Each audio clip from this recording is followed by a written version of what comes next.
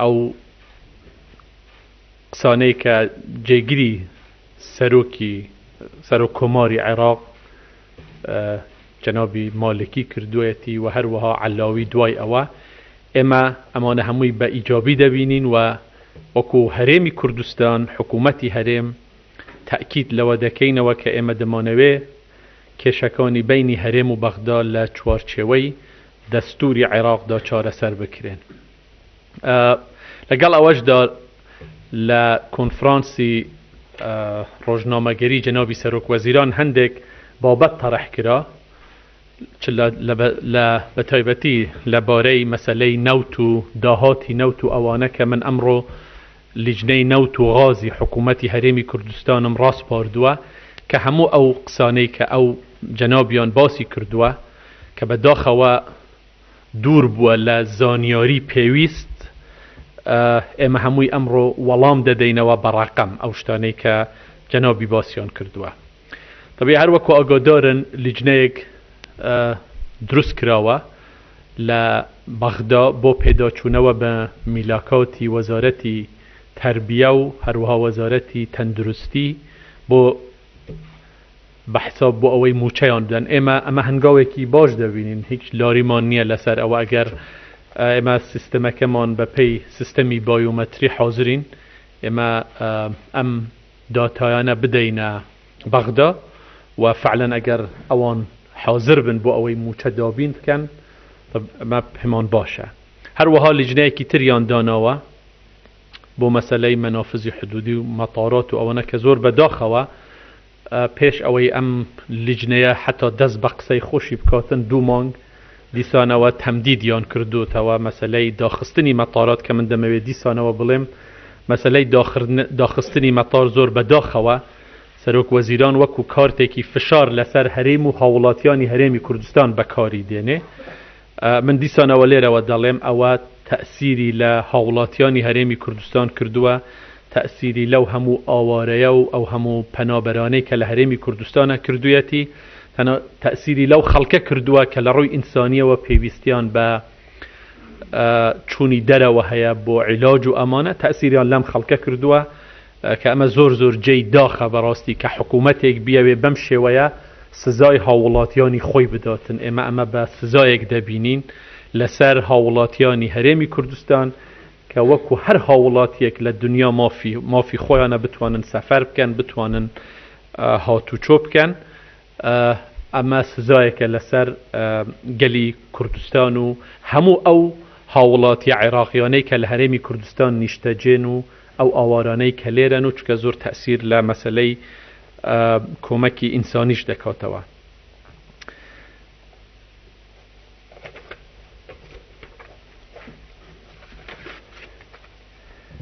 ئێمە دیسانەوە لەم کۆبوونەوەیەدا هەندێک هەنگاوی چاکسازی کە پێویست بووە حکوومەتی هەرێمی کوردستان کردوویەتی و بۆ پەرلەمانمان ناردووە تاکید دەکەینەوە کە ئێمە جددین لەوەی کە ئەو چاکسازیانە ئەنجام بدەین و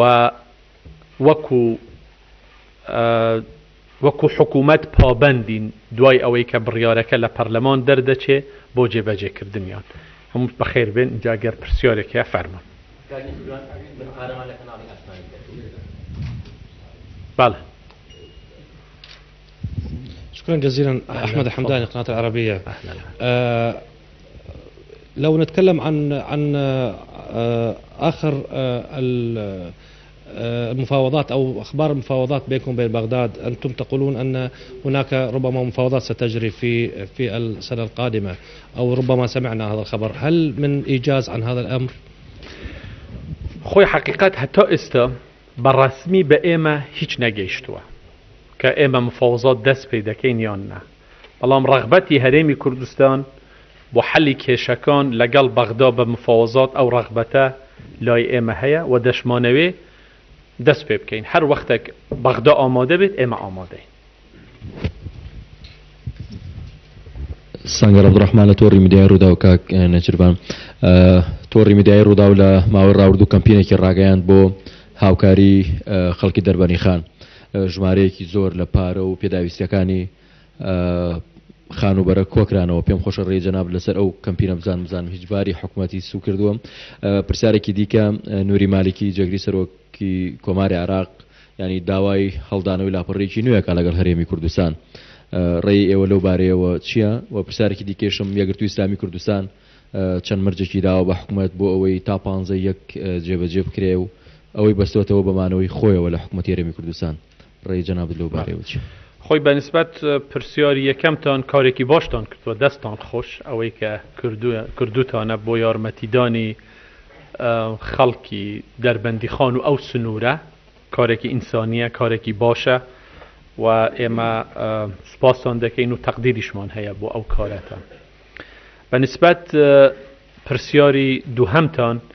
ئەوەی کە بەڕێز جێگیری سەر و کۆمار باسی کردووە جەنابی بەڕێز مالکی ئێمە فعلەن خۆشحاڵین پێشوازی لەو قسانە دەکەین پێشوازی لە دانوستاندنێکی جددی دەکەین لەگەڵ بەغدا چونکە لێرەدا پرسیارەکە ئەوەیە ئایا ئێمە سەقامگیریمان دەوێت لەم وڵاتەیان نە ئەگەر هەموو لایەکمان فعلەن ئەو سەقامگیریەمان دەوێت سەقامگیری پێویستی بە دانوستاندنێکی جددی هەیە لەگەڵ بەغدا لەو چوارچێوەیەدا قسەکانی جەنابی جێگیری سەر و کۆمار جێی ڕێزە و ئێمە پێمان وایە فعلەن ئەوەی ڕێگەی ڕاست ئەوەیە و ئەو قسانە بە ئاراستەیەکی دروست دەزانین و گونجاو دەزانین بۆ حەلی ئەو کێشانەی کە لە بینی ئێمە و بەغدادا هەیە. بە یەکگرتووی ئیسلامی وەکو ئەو ئەمڕۆ طبعا ئێمە کۆبوونەوەمان هەیە لەگەڵ وەفدی یەکگرتووی ئیسلامی طبعا یەکگرتووی ئیسلامی هەمیشە بە مەسئولیەتەوە حقیقەت ڕەفتاری کردووە لەسەر هەموو ئەو کێشانەی کە لە هەرێمی کوردستاندا هەیە و ئەو شتانەی کە داوایان کردووە ئێمە ئەمڕۆ کۆبوونەوەیەکیان لەگەڵ دەکەین و حکوومەت زۆر بە جددی هەوڵ دەداتن چونکە ئەو شتانەی کە داوایان کردووە هەمووی ئمە پێمان وایە لە چوارچێوەی خێر و مەسلحەتی هاوڵاتیانی هەرێمی کوردستانە و بە تەکید ئەوەی ئێمە پێمان بکرێتن جێبەجێیان دەکەین و بە ڕەسمیش ئەمڕۆ لەگەڵیان دادەنیشین بۆ ئەوەی قسە لەسەر ئەو بابەتانە بکرێت ئەو داوانەی کە ئەوان داوایان کردووە و بە تەکید ئێمە پێشوازی دەکەین لەو داواکاریانە و حکوومەت جددی دەبێت لەوەی کە بتوانێت ئەو شتانە جێبەجێ بکات. بەڕێز جەنابی سەرۆکی حکوومەت من قارەمان لە کەناڵی ئاسمانی کەرکووک وتت حکوومەتی عراق دەست پێشخەری باشی کردووە بەڵام لە هەمان کاتە دەبینین لە سنووری ناحیەی دووبز و سەرگەڕان و گوندی پەرکانە عملی تعریبزارێکی تر بە هەوڵی ئەوان دەست پێ بکاتەوە لە ژێر ناوی گەڕانەوەی نازحین ئێوە وەکو حکوومەتی هەرێمی کوردستان وەڵامتان بۆ ئەمە چی دەبێت یان چیتان پێ دەکرێت؟ ئێمە زۆر نیگەرانین لەو هەوڵەی کە ئێستا دەدرێ حقیقت لەو سنوورانە و لە سنووری تریش زۆر بەداخەوە تعریب دەستی پێکردوتەوە ئێمە ئەمە قەت لە مەسلحەتی عێراق و لە مەسلحەتی هەرێمی کوردستان نازانین وام ئێمە پێمان وایە دەستپێکردنی گەڕانەوەی تعریبکردنی منطقە بەم شێوەی کە ئەوەی کە ئێستا هەیە لەو سنوورەدا بێ ئیستیقراری زیاتر دروست دەکاتن بێ ئەمنیەتی دروست دەکاتن و دیسانەوە هیچ کێشەیەک حەل ناکاتن ئێمە داوا دەکەین کە ئەوە ڕابگیرێ و ئەوە نەکرێتن داوا لە حکوومەتی عێراق دەکەین داوا لە ئومەمی متحیدە دەکەین کە تەدەخل بکەن چونکە پێمان وایە بە گەڕانەوەی بەم شێوەی کە ئێستا دەکرێتن و بە تعریبکردنی منطقە ئێمە